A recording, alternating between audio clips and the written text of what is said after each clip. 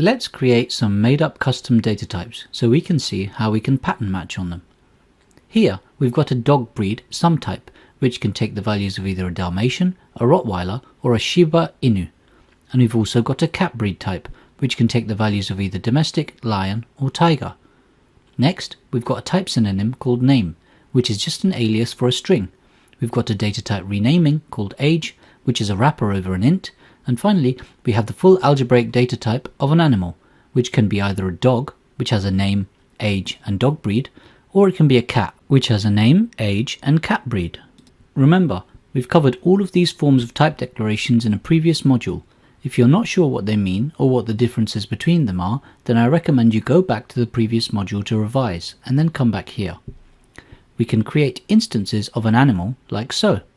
Here we have a dog called Fido and a cat named Felix.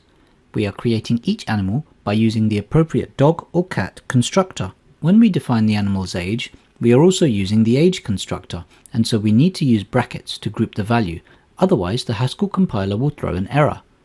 Now suppose we wanted to create a function called speak, which takes an animal and returns a string. Since it takes an animal, we need to cater for each type of animal, both dogs and cats. Here we are providing patterns for a dog and cat, which will match absolutely any value. And so by default, if we ask a dog to speak, it will say woof, and if we ask a cat, it will say meow. Notice how we are pattern matching the single animal parameter for speak by using the constructors and a pattern for each of the constituent parts that the constructors expect. In this case, we do that using the underscore wildcard patterns, which represent the name, age and breed of the dog and cat. Also notice how we are placing the pattern match in brackets. The grouping in brackets is needed so that Haskell sees it all belongs to the first parameter of speak and does not confuse the arguments. The two patterns that we have seen will match for any dog and cat, but Fido and Felix are special animals and they speak a bit differently, and so we want to match specifically for them, like so.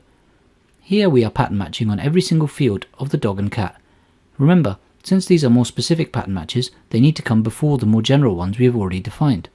The first field's type is a name, which we defined as a type synonym for a string, so we can pattern match just like it is a string.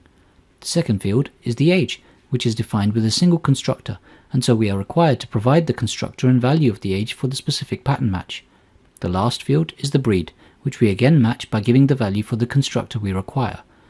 And that's how we can pattern match on our own custom type definitions.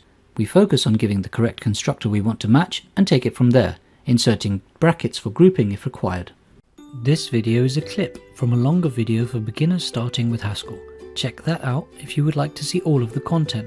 Also check out the entire Introduction to Functional Programming with Haskell course on the LigoLearn channel.